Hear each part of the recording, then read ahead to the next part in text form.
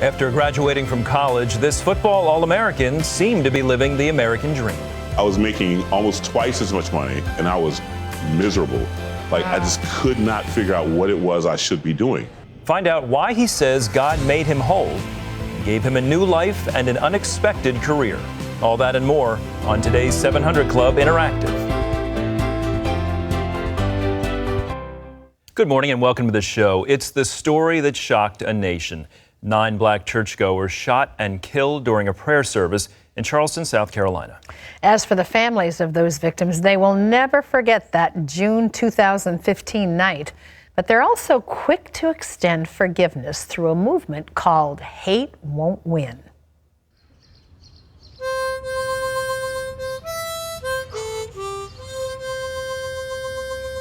This is Charleston, South Carolina, where remnants of the past linger on every corner. It's home to more than 400 churches, their symbols of faith etched into the horizon. Charleston is referred to as the Holy City simply because of its number of churches. During the days of the American Revolution and such, it was considered a place of relative religious freedom for groups such as the French Huguenots, the Catholics, and even the Jews. And tucked away near the Charleston Harbor stands Mother Emmanuel, an AME church whose history stretches back to the days of slavery.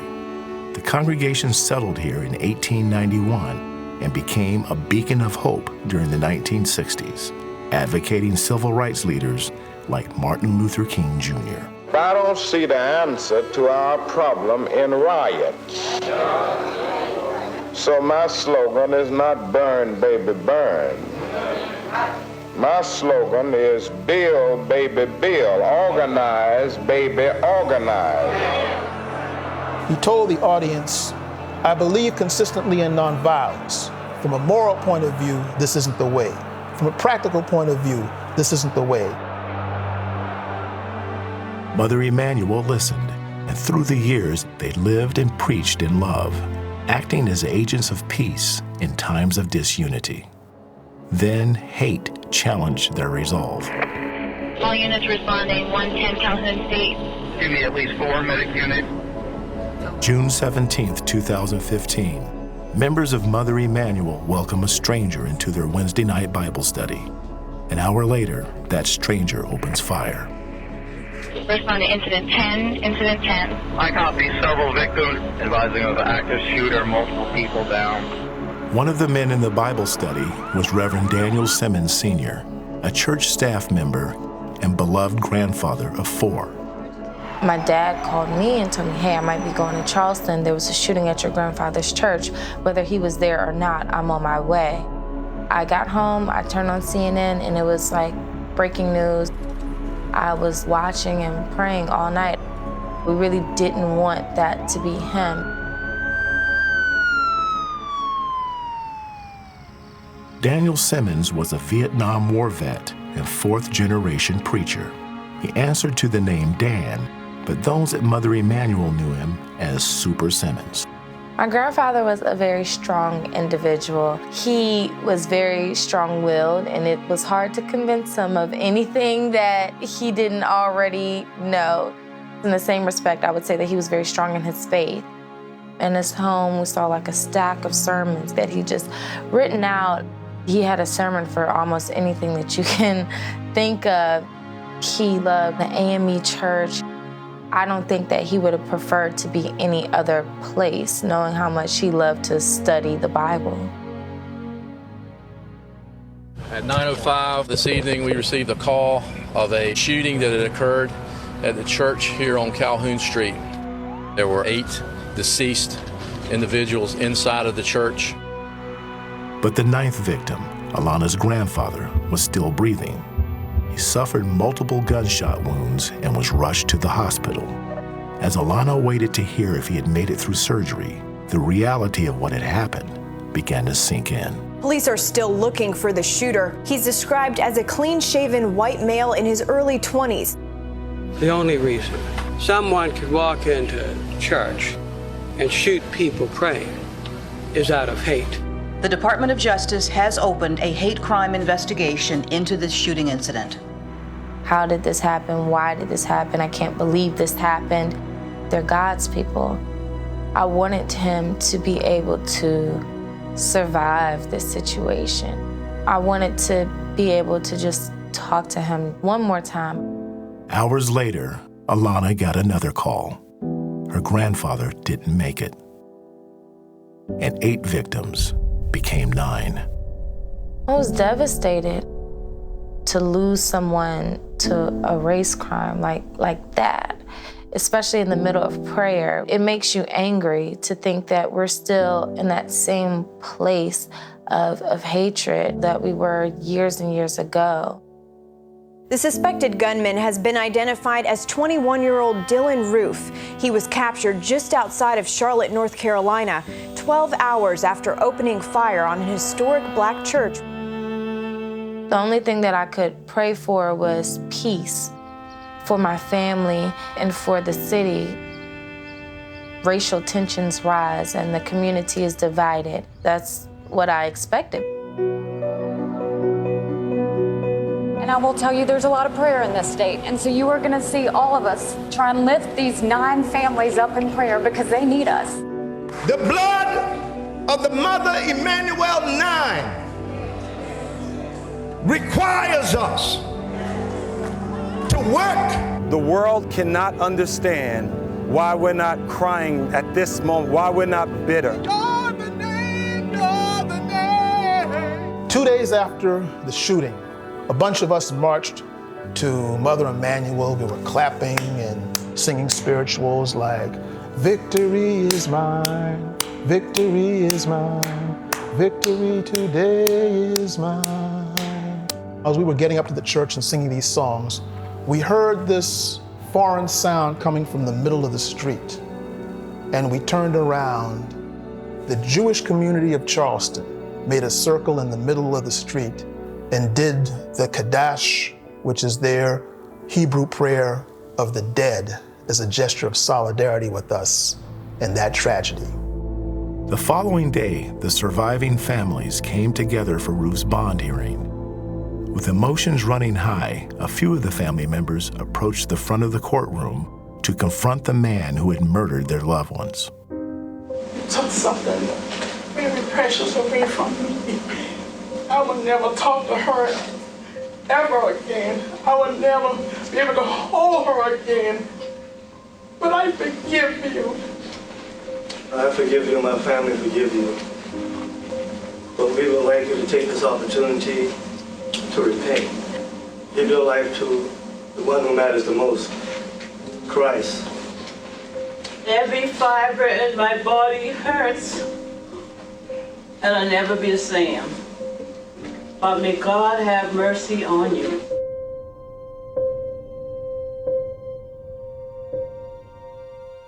I'm certain that at the time that my grandfather served in the Army, and at the time that he even grew up, that he was mistreated simply because of the way that he looked. He never in his life would have been the kind to harbor negative feelings. He had to forgive them so that he could go on and live in love. And she knew there was only one way that she could truly honor his memory: by forgiving his killer. Although my grandfather and the other victims died at the hands of hate, this is proof. Everyone's plea for your soul is proof that they lived in love and their legacies will live in love. So hate won't win. What started as a show of forgiveness in a courtroom has now become a movement that Alana calls Hate Won't Win.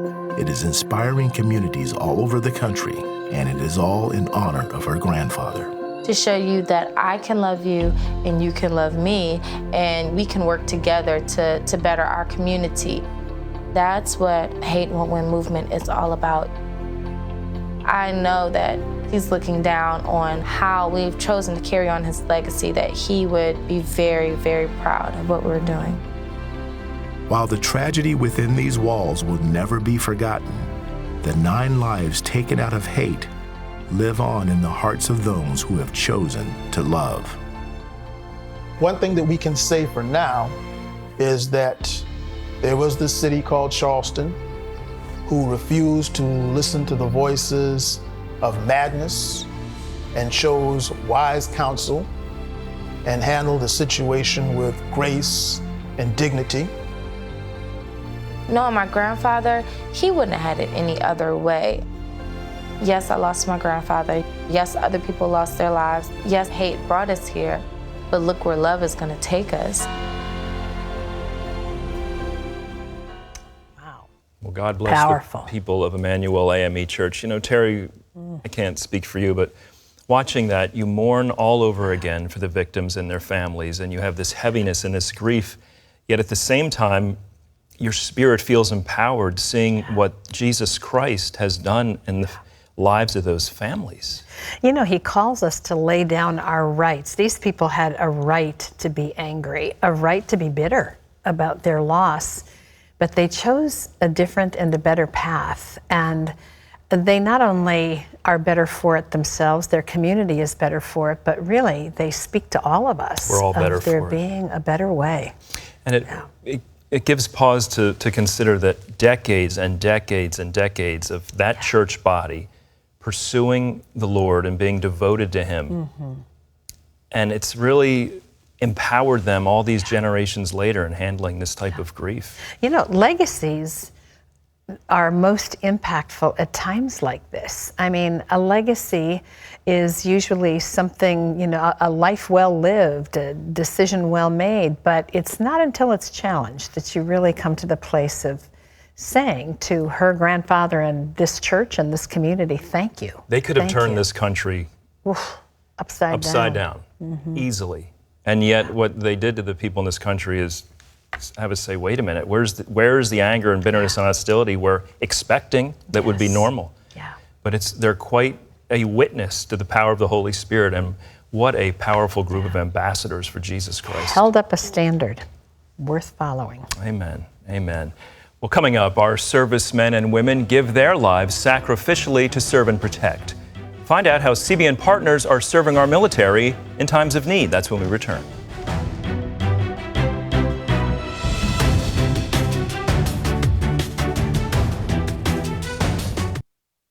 As a military family, Billy and Lindsay lived on a tight budget.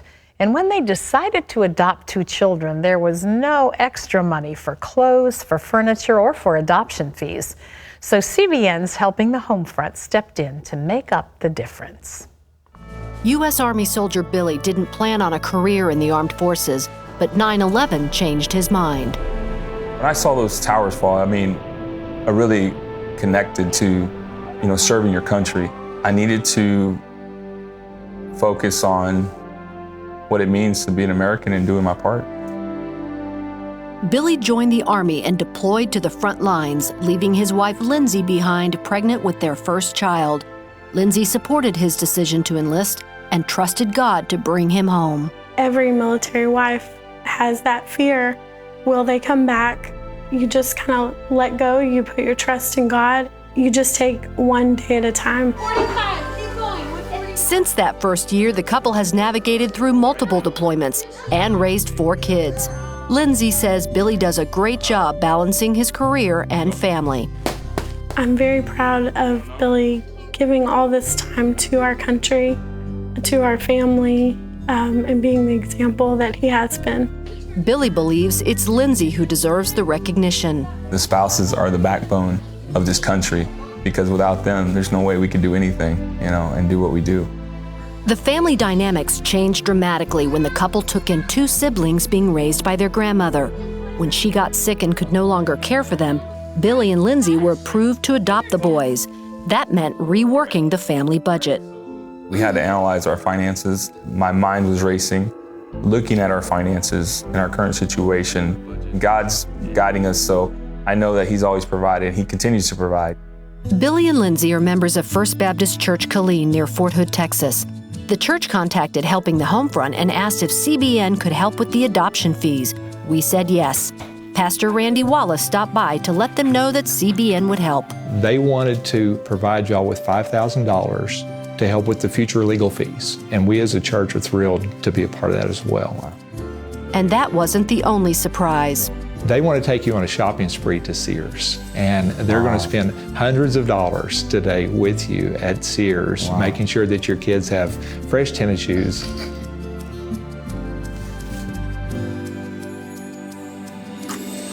And blue jeans.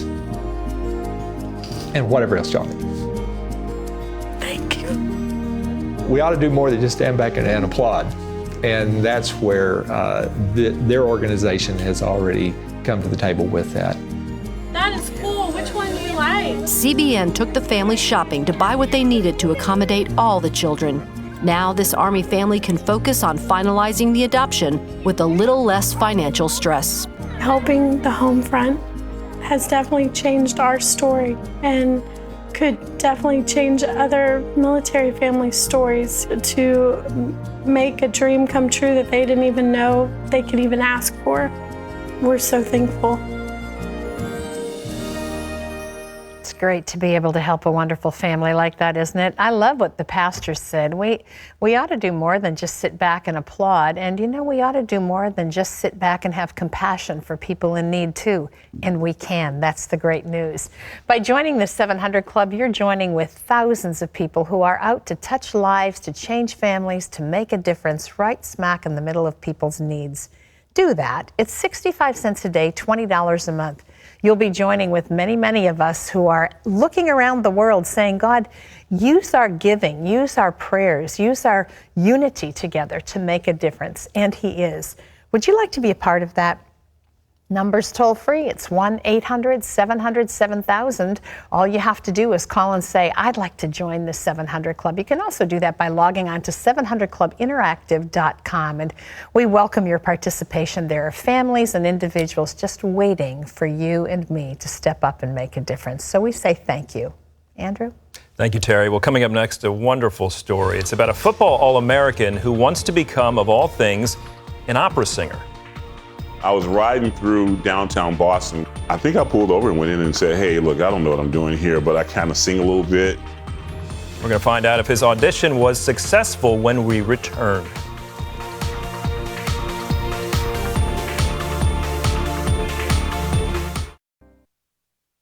Well, of the over 1 million boys competing in high school football, only 2% of those will play at the Division I level in college. Morris Robinson was one of the few, and he was an All-American. But God had other plans for his life in front of another audience. CBN contributor Mo Isom has the story. There were so many things that happened along the way of this journey that Morris Robinson could not have manufactured. God has a plan for all of us, and we don't know what it is. You have to be patient and wait on Him, and He will guide you.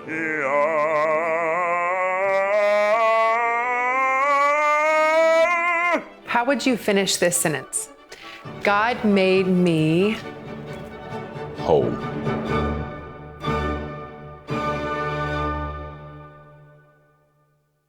Whole. Why is that? I've been able to experience a lot of different things in life. I was a full-time athlete. A lot of kids dream of that. Being able to go to play Division I college football and be on the team and hang out with the fellas. I did that. God gave me a life in the business world. He gave me a family.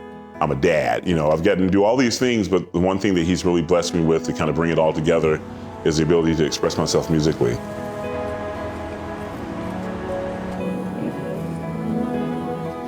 I had no idea at all, no aspirations, no hopes and dreams at all of being a professional singer. Like that never crossed my mind. My mother was always in my ear saying, you know you should be singing, you know, you should never walk away from music. She made me join the pastor's choir, you know. At the African American church, the kids' choir is always the pastor's choir. So I was in the pastor's choir, and I didn't want to be a singer. I wanted to be the drummer, you know, but I was too young to do that. Yeah. So James Cleveland had a song called Can't Nobody Do Me Like Jesus. Mm-hmm. And they would play it on the stereo all the time. And it was really, I got busted singing it. Yeah, I was in my room. Can't nobody do me like Jesus. And my mom was like, was that you?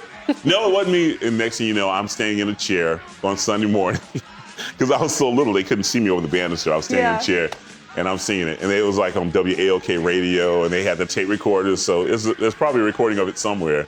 So you go from playing at the Citadel, All-American, NFL aspirations, but that becomes a closed door. You move into sales, and you're in it for almost a decade. My second or third year at 3M, I was like rep of the year. I sold, 500,000 diskettes to the International Monetary Fund in DC or something like that. And Wow. I was nailing it, and I was doing great at it, but it was just like, this isn't really what I had in my spirit. Was there a certain point in that 10-year window where that became a weight, or where that really began stirring? I just knew that I needed to be doing something else. So at the time I thought, I just need another job. I got to do something else. This is, I'm doing this and this is great, but maybe if I made more money and had a bigger opportunity and controlled a larger territory, I'd feel better and I'd make more money, So I took the job with Division of Exxon in Monsanto, selling thermoplastic elastomers in New England. And it got worse.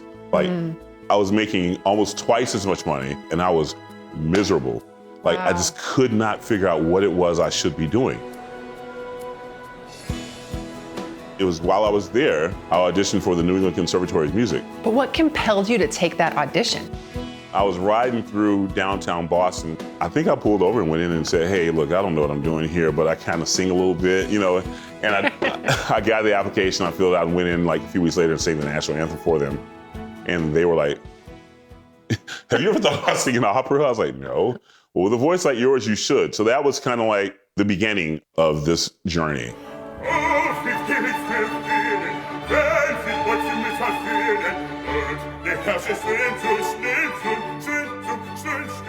Some people think, this guy, does he work hard at this? Why is it happening for him? They have no idea how much I rely on the strength and the guidance of the Lord who has given me this. What advice would you give to someone who might be watching, who is in the thick of what they believe to be the American dream and doesn't have peace? I always say that, God will reveal his plan for you, and you just have to wait it out. It may seem insurmountable and unbearable, but you stay with what you're doing, and the Lord will present an opportunity for you. Morris Robinson. Terry, I love when he walks out on stage at the very end. The crowd erupts, cheering for him. He's such a likable guy. Oh, my goodness. Fantastic story. And the courage it took him to stop in and say, hey, I'm going to... Who does that? Who stops only their Morris, car and says, I kind of sing a little at the opera? Overcoming his fear. Unbelievable. And stepping out into what God had gifted him. Yeah, but what a sound, my word. It's just so interesting. One of the things I love about his story is he's not afraid to say, I tried what everybody else thought was successful and a big deal, and I was making money and doing all the right stuff, but it left me empty inside. And you just get the feeling from him, if planting trees had been what gave him joy, he would have done that. Very few people will turn away from the large income, the significant income, for what the pursuit of joy would be, right? And what God has for them. And sometimes it does take years. Lord, what is the plan you have for my life? And so often I think men in particular think their identity is just in their job. Yes. Well, and in a job like that, a job that every other man probably wants and would love to have, but isn't necessarily right for you. Also loved the little voice of his mother in his life going, never turn away from the music. Mama's voice comes back to... And he could have easily gone through a lot of identities, right? I'm an athlete, I'm a salesman, now I'm a singer. But he seems through it all to have that foundation in the Lord. And there's something he says there that I think is so significant to all of us, and that's that sometimes you keep on keeping on and you just gotta wait it out. I mean, I think God sometimes, that's the training session right there, is will you wait, will you trust me enough to wait for my best to come your way? That's hard for people. I've been in that situation where, okay, am I supposed to make the move or is God gonna reveal it? Maybe he's waiting for me to step out. If you're not sure, stay where you are. Good advice. Good counsel. Hold fast. That's right. It's really true, though, isn't it? It is true. God doesn't make any mistakes. He's always right on time. And when he wants us to move, he's perfectly capable of giving us a green light that says now. Today's the day. friend of mine recently was going through, what do I do? Where do I go? Do I stay? And he said, ultimately, I know God knows my address and phone number. If he's going to plant me somewhere else. He sure does. He sure does. Great story. Well, thanks for joining us today. We leave you with chapter 29 of the book of Jeremiah. For I know the plans I have for you, declares the Lord, plans to prosper you and not to harm you, plans to give you a hope and a future. Thanks again for being with us. For Terry Mewson, I'm Andrew Knox, and we'll see you next time on 700 Club Interactive.